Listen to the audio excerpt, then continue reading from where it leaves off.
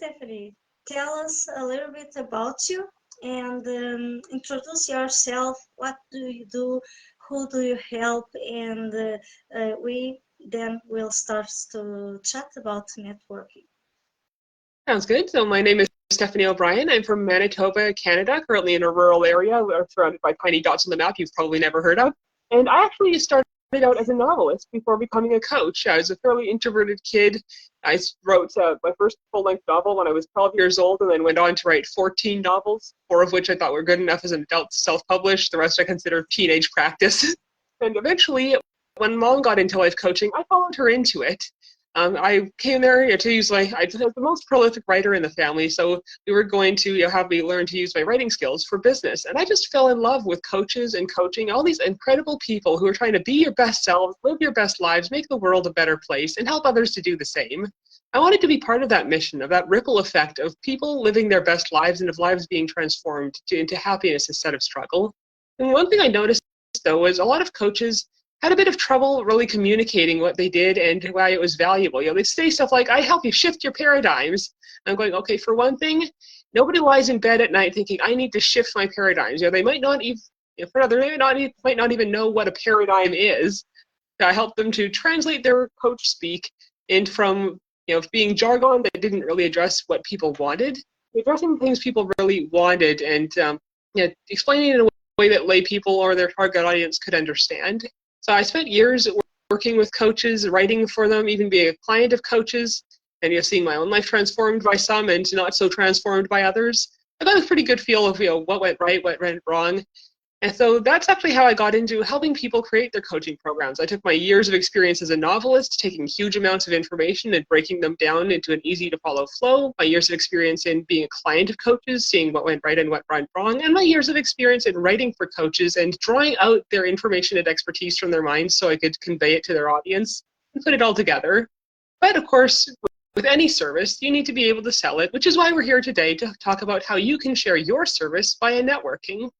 Networking, I found, is one of my best ways of getting clients. And instead of doing cold outreach to people who may or may not actually want to network with you, it lets you get into a huge room full of people who are there specifically in order to meet new people and collaborate with them. And of course, though, as an introvert, you do have to manage it in ways that don't burn you out. So that's what we're here to talk about today. Yes, great introduction. I love that. And I believe maybe sometimes we can talk also about writing books, right? I believe you also have a great experience on that.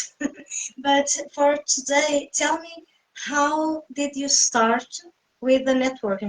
When did you felt the need to add that to your business strategy? I've actually been networking pretty much since the start of my business. It started out with networking with me going to these training events and conferences and meeting people there. And I've been kind of networking on and off throughout my business, but I've really stepped it up recently. And of course, the more networking events you go to, the more the people in those networking events make you aware of more networking events, to the point where I'm actually having to look at cutting back because I've got so many in my schedule, I can't do other things enough. That's so great. In your location, do you have plenty of those there? To be honest, I mostly go to virtual networking events. Whether you go to virtual or live is a matter of taste, but I live way out in the sticks. I'm 2 hours away from the nearest population center, so live events don't work, especially in the winter. Yes, I believe also that live events, they may be a little bit overwhelming for introverts, and the live events probably work better. It depends also on the type of introversion, of course, and the type of event. But I believe that for me, in my personal experience, it has working better online, mostly because my ideal client is not non-English or better is English speaker, and in Portugal normally these events are just for Portuguese people and not the kind of people I want to work with. So live events, it's a great way for me to start with. So what has been the things that maybe hold, you said you started right away, so not holding you back, but what are the struggles you find on those events, on networking? I'd say one of the biggest, most common problems people have in networking that really costs them a lot of clients and opportunities is they go there to sell their services. Now consider why you go there. You go there to sell your services. Well, guess why everybody else is there? To sell their services. They're not there to buy from you. Now, so I found that my results massively increased when I stopped going there to sell to the other participants and started going there looking for collaboration partners. And instead of looking for people who wanted to buy my stuff, I looked for people who serve the people who want to buy my stuff. And I offered cross promotions, collaborations. I offered them to help them do exactly what they came there to do, sell their stuff. And in the process, they helped me to sell my stuff. So I found that people were way more responsive. I met way more people who might actually be a fit for me as opposed to when I was trying to sell. So that's, I'd say, one of the biggest, most common problems I see people make, or people have. And I'd be happy to share more of the common mistakes if you'd like. Yes, and I agree with that. When I started networking, I also went on that path on networking, on meeting people and find collaborations because we have that funnel of nurturing people so they can after buy from us. So if we go to any place that people don't know us from anywhere, they are cold, we are cold, and things most of the times won't work right away. So that's true. I also noticed that, and I believe also it takes the pressure off. Do you agree? Yeah, you're not trying to ingratiate yourself to somebody who has no interest in talking with you. You're going to a place where people have already self-selected as being interested in talking to new people. Yes, and you are more comfortable, even more confident to chat with people because you don't have the I need to make X and Y sales to reach the goal, right? And yes, it takes plenty of pressure off. That's my feeling. Do you believe there are some characteristics or some checklists people need to follow so they can benefit better from networking? Yeah, I'd still like to share a few of the good strategies. One of them is don't just talk about who you want to serve, talk about who you want to collaborate with. So as part of your elevator pitch, I tell people, here's who I serve, here's how I serve them, and here's who I want to collaborate with and how. So that really opens the door for the right people to find you. Another is make sure that you put your contact information in the chat. And I do not mean just your calendar link. If you just do your calendar link so someone can book a strategy session with you, then anyone who isn't ready to look at being your client right now gets eliminated right off the bat. Which, if you're trying to prioritize saving time over making valuable connections, great, but that's probably not why you're at a networking event. So have your email in there, have your social media in there, make it easy for people to contact you if they're, say, a collaboration partner instead of a client, or if they want to, say, vet you a little bit before they commit to a half-hour plus call. Another one is, other things that you need for support. One thing I also mentioned on networking events is I would like to be on podcasts, like this one right here.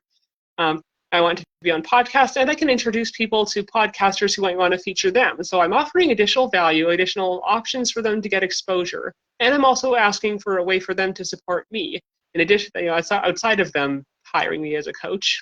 So those are three of the things that I found helpful. Mention who your good collaboration partners are, mention how you can give and receive support, and make sure that you've got your contact info in the chat.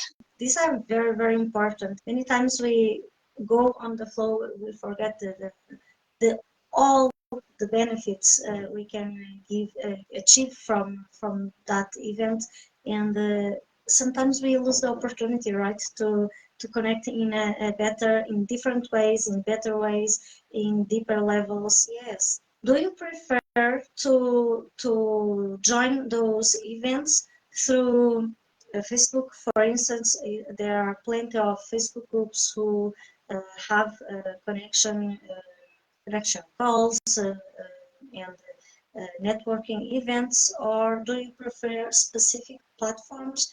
Many have paid spots. What do you prefer? Usually when I get into a networking event, it's because somebody I know, like, and trust invited me to it. Yeah, at this point, I've got enough networking events that I'm not actively looking for more at this point, but sometimes I meet people through these events and then they invite me to their own. Speaking of which, if people, if those of you who are listening want to get on more networking events, I'd be happy to share the list of networking events that I've been going to. Some of them are weekly, some of them are once a month or so. And of course, you're not obligated to attend every session. You can just pick the ones that work with your schedule. So I'd be happy to share that if you want to, DM me and ask. Yes, reach out to Stephanie to ask that. I'm sure it will be a great add-on to this conversation. What are the tips you have for people who are introverts? Some are shy also, and they are considering starting to implement networking as a strategy in their business. So for one thing, I suggest getting really clear on your schedule, what kind of time is already taken up in a day, what kind of time you can allot to this, and only sign up for as many networking events as you actually have time for, so you're not burning yourself out. For another, make sure that you also set aside time after the networking event to do the follow-ups. Don't just go to the networking event and then realize, oh crap, I've got to cram follow-ups into an already busy week. Now have that time set aside the time for follow-ups when you're setting aside the time for the networking, so it doesn't become this surprise, overwhelming task.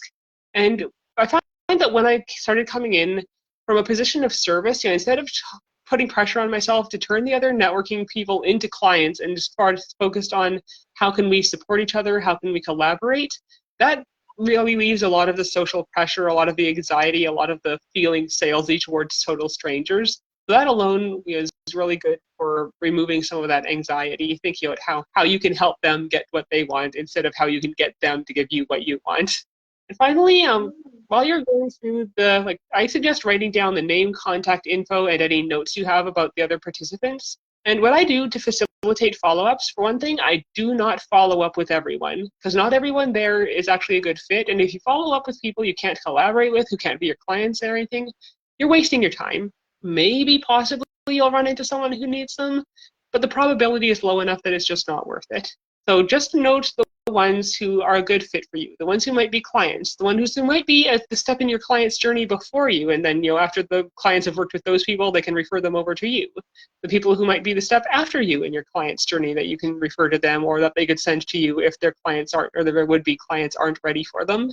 So make a note of those people. And what I do is I actually, usually during the event, I put a trio of symbols next to their name, so that when I use Control F and type in those symbols, it takes me straight to the people I want to follow up with. And that way I don't have to comb through the whole document trying to figure out, okay, who all was I planning to follow up with again? I find that really takes a lot of the time off. And having a bit of a pre-written template to follow up, I don't stick with the template specifically, but I use it as a starting point, and then I customize it for each person. So, hey, this is Stephanie, we met at so-and-so. Do let them know where you met so they know you're not just some random stranger popping up out of the blue. Hey, Steph, this is Stephanie, we met at so-and-so. I loved what you said about whatever they said. Here's how I think we could collaborate in this way, and explain how you want to collaborate. So do you want to get on a call to discuss that further? If so, here's my calendar link. And I definitely recommend having a calendar link, something like Calendly. It saves so much time going back and forth trying to figure out dates. So you can just send them your Calendly and they'll book a call. And make sure that when you've got your Calendly set up, make sure that you add buffer times when needed. Don't let people pack your calendar so tightly that you end up hating yourself or hating your day. You'll look at your calendar and go, what have I done to myself? I'm getting better. This is something I had to learn the hard way. I'm getting better at setting boundaries and going, okay, that's enough calls for the day. I could theoretically cram more in, but I'll be miserable. I'll be hungry. I won't have time to get food. I'm going to set in a buffer time in my calendar where nobody can book, because that's enough calls for the day. So know how many calls you're willing to have in a day, or how many hours you're willing to spend on calls, and set boundaries around that. And if that gets filled up, go into your calendar and adjust the availability so that there's no more calls can be booked that day. I love what you said about the visual, the symbols. I'm very visual also. I do that a lot, but I've not been doing that for this specific thing. So it's add-on already. And yes, it helps so much. You having templates, having already a file where you put all together, and you have all information information together, and you know where to go, because we need to save time, right? So yes, that's really, really great. How many do you have an idea of? I believe you have. How many networking events did you went this year? Yeah, I think I've done kind of an average of 1 to 3 a week, so I haven't actually been keeping track of how many I did each. Actually, I do have a file where I kind of track my activity, but I don't have it memorized off the top of my head. Lately, it's just been really hectic. I've been going to 2 or 3 a week, and then of course there's all the follow-ups and subsequent calls that come from that. So Whoa. even if Yeah, you want you are really, really an expert. That's really, already made this here a mindset shift. That's really good to know. Did you start from the start like that, or you started to manage your energy, your introversion level? I'd say at first I didn't have enough networking events for it to be really hectic, though I did make the mistake of not setting aside the time to follow up as its own separate task, and that tended to put me in scheduling crisis mode. So crap, here's an hour plus of depending on the networking event, some of the smaller ones it just takes a few minutes. Bigger ones like JV Directory, it can take an hour or so because you meet so many people. So yeah, not having that in my calendar kind of put me in scheduling crisis mode. Just, oh no, there's another hour of stuff I need to pack in when I have no room. So that was an important thing for managing my energy, was just making sure that I set aside the time for each task related to it. It's mostly in the beginning, we don't have the idea of all the things that are interrelated, right? So with time, we learn and we improve. Is it easy for people after networking to keep up with people? How long do you keep up with people? Do you partner, or are you able to make new partnerships with the same people? It varies by person. Some people I've got long-term collaborations and relationships with. Some people we just cross-promoted once and then it kind of fizzled out. Some people, I find not everybody responds when you follow up from networking events. So be prepared for that. Understand it's nothing personal. People get busy. Emails fall into a black hole in cyberspace. Things happen. So don't feel bad or rejected or anything if somebody doesn't respond to you when you follow up. It happens a lot to anyone. But the more you can let them know who you are, where you came from, and why or how you want to collaborate, the better your odds. But don't be surprised if some people don't follow up even with that. And I used to follow up more with those people who didn't respond initially, but now I've just got so many new people. It's like I'm going to focus on following up with new people and not with people who have already not responded to me. If somebody doesn't respond twice, at that point it's usually, okay, you're actively not responding to me. You're clearly not interested. I'm not going to waste my energy on you. But yeah, how much I follow Yeah. up with folks tend to depend on how promising the relationship looks and whether they seem interested in engaging with me in return. One of the things you I love kind of get a that. feel for yourself, for your own business, how much time you have for following up, whether continuing to follow up with a specific relationship is worth the time, or whether there are other better opportunities in your business. The busier you get, the less it's worth continuing to follow up with someone who isn't being very responsive or who isn't especially promising as a client or as a collaboration partner. That depends on your priorities in your own business. And I was remember here that you told that nowadays you don't need to look up for anymore, because you are invited. That's a win, right? A big win. And it happens when you keep up with the consistency and people recognize you, and you already were building your personal brand along the way. That's stunning. But for people who are starting, how do you recommend them to start looking for? Well, to start with, DM me and let me know if you want to have me send you that list of networking events you have, because I've got enough networking events to keep you busy for pretty much the rest of the year. I'd definitely recommend starting with, and I'm going to give a shout out to Kimberly Kasparian. She has an amazing networking event, and I recommend making it one of your first ones that you go to, because she is really good at teaching you how to ask the right questions and how to engage with the other people in the networking event in a way that's conducive to creating collaboration. She isn't one of those hosts who says, okay, how about you talk about how you're using AI? Who cares?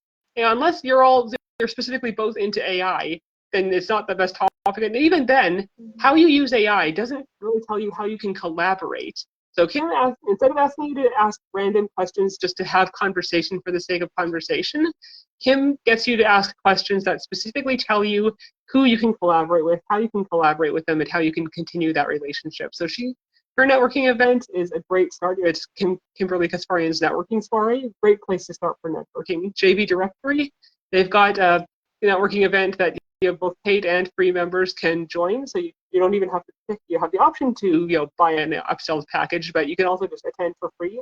I can't think of a single other networking event where I meet more people. So yeah, if you want the link to either of those, absolutely DM me. Let me know where I should send it. If you want the full list, you send me an email because Facebook gets cranky if I try and send too many links in one DM. So yeah, if you want me to send you the full list, then send me the best email for me to send it. Please contact Stephanie and ask if you want to implement networking to your strategy, because I'm sure this will save you plenty of time on finding out the best groups, the best platforms, and yes, it will help for sure. And I love that you shout out Kimberly. I don't know her. I will give a peek to know her better, but it's so important when we can learn from others, and you are sharing so many valuable insights here for the ones, and even for me that I'm already doing, but I'm already learning, and that's why I love to bring here other women from other areas, because we all can learn from each other, and that's the power of collaboration also, right? How easy, at the end of the day, we are business owners and we want to make sales and have new customers, right? So how easy is to land clients through networking events, through networking activities. What needs to happen? What do we need to have in order to have that end goal accomplished? I'd say have something that the other people on the networking that either they or their clients really want. Like I said before, the people on the networking events are probably not there to buy from you. So I suggest finding networking events where they have a lot of people who serve the same target audience as you, and have something available that their clients can really benefit from. For example, I've got my 3-day challenge coming up on Monday, where I'm going to be teaching people how to create a life-changing high-ticket coaching program that sells.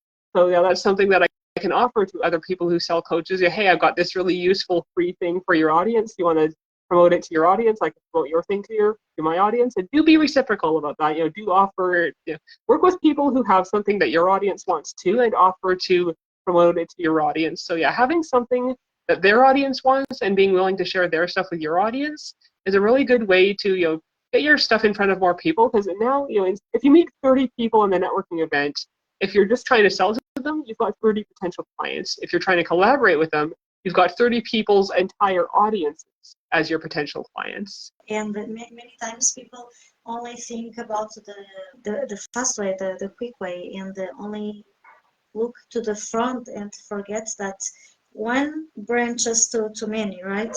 So this is so important to have in mention about that.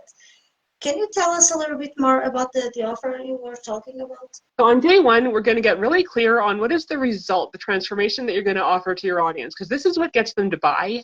And I'm not just going to talk about how the transformation you're going to create for your audience. I'm also going to talk about the transformation that you're going to create for yourself. Because what you don't want to do is create a coaching program that's going to leave you drained, especially because you're an introvert. You need time to recharge. You need time to rebuild your energy. So I'm going to help you to determine what you can offer that's both tantalizing to your ideal clients and conducive for you building a lifestyle that supports you and that you love waking up to. On day two, I'm going to talk about 8 of the common mistakes people make when they're creating their coaching course or training program. And 8 of the common problems, I should say 8 of the common problems, stuff like procrastination, imposter syndrome, not feeling like you have enough content, or having so much content, so many ideas that you can't figure out which one you want to focus on.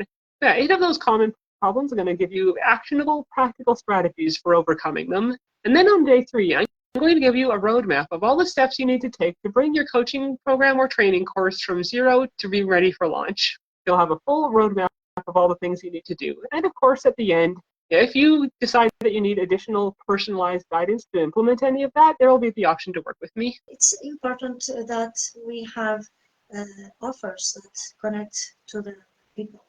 Many times we want to sell what we are good at, but don't align very much with what our ideal people is looking for, right? So It's very this will important be addressing a problem that they have and the outcome that they want to create. you already gave so many pearls here, but do you have any advice for people about what we chatted today? Yeah, it's a couple additional tips. Make sure that your elevator pitch is really focused on the outcome that people want. Don't talk about what you're good at or what you do. Talk about what it'll do for, what was the outcome that the person listening will get, or what is the outcome that their audience will get if they work with you. And when you're, like I said before, when you're following up, make sure that you let people know where you came from. Granted, LinkedIn is rather uncooperative with that. You can only send like 5 personalized invitations a month. So that being the case, if you're going to send it via LinkedIn and you might run out of ability to send personalized invitations, try and connect with them as soon as possible after the event, and that way you're still fresh in their minds and they'll actually remember, okay, yeah, this is the person from the networking soiree, this is the person from JV Directory. So the sooner you can follow up with them after the event, the fresher you are in their minds and the more likely they are to recognize you. And once again, if they don't recognize you, or if they just decide that it's not a fit, or for whatever reason they don't reciprocate your connection attempt, don't take it personally. There are plenty of fish in the sea. There are more people in the world than you are physically capable of networking with. Let them, if they don't want to work with you, let them go. Focus on meeting ones who will. Yes, that's so true. Taking the no can be harsh or people not responding, but we need to understand that life happens. People may not feel connected with us because we are not for everyone, and we need to keep on and we'll find the people that best align with ourselves, and we'll find people that who have the audience we are looking for also. And I would say also, because nowadays at this moment you are amazing.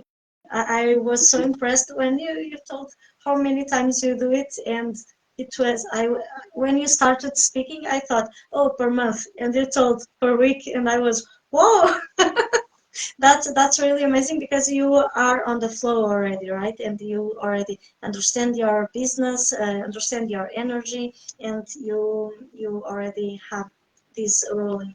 But for the ones who are starting, start deciding how many times. Start with little, and the more you do, the more you can add on, and you see if something you want to continue to do or not, because not all strategies work for everyone, but we should try and try not just once and give up, but try several times, because our brain will try to avoid us to try new things because it's the unknown. It will try to save us from harm, and new things normally represent danger, mostly things we don't know, and keep trying and see if it fits with your personality, with your business model, with your business life model also. And yes, I'm very impressed that I understand you are doing this. How long are you networking? How many years already? A little over 10 years now, I think. Oh, it occurs to me there was another piece of advice I definitely need to include in this. I just remembered it. Now, when you're following up, for the love of all things holy, do not pitch them in the initial contact. You know that feeling when you're sitting in a bar or public place and some guy walks up to you with his pants down, expecting you to do it right there? That's how it feels. Like somebody just walked up to you with their pants down and expected you to have a roll in the hay with them right there. No, total stupidity. You can't just get into bed together right away. So don't pitch them your stuff. Don't invite them to your thing. Don't ask them to refer you because they don't know you. They don't trust you. They don't know if their clients will be in good hands with you. Start by building a relationship. Start by saying, here's how I think we can collaborate. Let's get on a call to get to know each other better and see if it's a good fit. So it's a lot like dating. You gotta get to know somebody and earn their trust before you try and get into bed with them. Yes, For sure, for sure. I hear plenty of people using that analogy for business, but it's true. It's like that because business selling is a relationship. So we don't start a relationship like that. So we don't do business like that also. And many times that's why people don't like to sell or don't feel comfortable because probably you are not going to feel comfortable to start a relationship like that. So yes, great tip. Tell us how we can find you, how people can connect with you, collaborate with you. Sure. One way, of course, is to DM me. You should have I imagine my link will be right there in the description. Another is to visit my website. It's www.coachclientconnection.com. And of course, there's my email, Stephanie, STEPHANIE, at coachclientconnection.com. So the others just, DM me, email me. You can visit my website. Those are 3 ways to get in touch with me. And one other tip I'd like to add, when you're doing the follow-ups, don't try and be sneaky with the sales pitch. Like, I've had people come into inbox like, hey, what are you struggling with in the area of this? What are you struggling with in the area of that? How much revenue are you making? Yeah, okay, yeah, you're trying to be sneaky, but it is super obvious that you're trying to qualify me as a client. Okay, why are you asking? Oh, just curious. No, huh? You're asking me pointed questions, invasive questions from a total stranger on your subject of expertise. There is no way you are not setting me up for a sales pitch. So don't be disingenuous. Don't try and be sneaky. Don't try and start qualifying them for a sale right away when they don't even know you. Like, remember, you're asking questions of a total stranger. Don't ask invasive questions of a total stranger. Just start with asking them, questions about about the aspects of their business they'll be happier to discuss with a stranger. Who do you serve? How do you serve them? What would be a good visibility opportunity? Who would you like to collaborate with? The kind of things that a person would be comfortable with discussing with a stranger. And don't just stick with business. You can ask them about their pets, about their family, about their hobbies, about the other parts of life that motivate them to build a big successful business or to do whatever it is that you teach them to do. You could ask them about, don't ask super invasive questions, but you can ask them stuff about their family. So, hey, you have kids? How old are they? Oh, I have a couple kids like myself. I don't actually have kids, but as an example, show how you show the ways in which you relate to them. Oh, you like this series? I love that series too. You like this movie? Oh, I love that one. So yeah, Yes. you don't have to keep it all business. Get to know them as a person, and the more you know them as a person, the more they'll feel comfortable with you, and the more you'll understand their motives and what would motivate them to work with you or to collaborate. Oh, for sure. And also that applies also to personal brand building because we are humans. If we focus only on the business, people we will not connect the same way. And when we bring humanity, we bring personal traits we have, personal likes we have, people connect much better because they may not have the same kind of life we have, but they may like the same kind of drink we like. They may like to have the same hobbies or pets or whatever. And you will see that the people you connect better on internet normally they have something in common with you. So yes, that's really great. And to connect with people, that's a really great insight because it's business is not all about business. And I love that you brought that up. So thank you so much for being here today. And if you have any questions for Stephanie, leave below. If you are watching this on replay, if you are watching this on YouTube, leave your comments and be sure to take notes. This is a session with a guest that you need to watch with pen and paper. So thank you so much again, Stephanie. It was such a great live.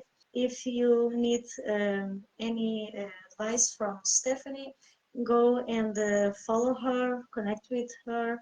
And yes, thank you again so much, Stephanie. You're welcome. Oh, by the way, you want to break the ice with a new person? Here's a great way. Kitty Yay! cat.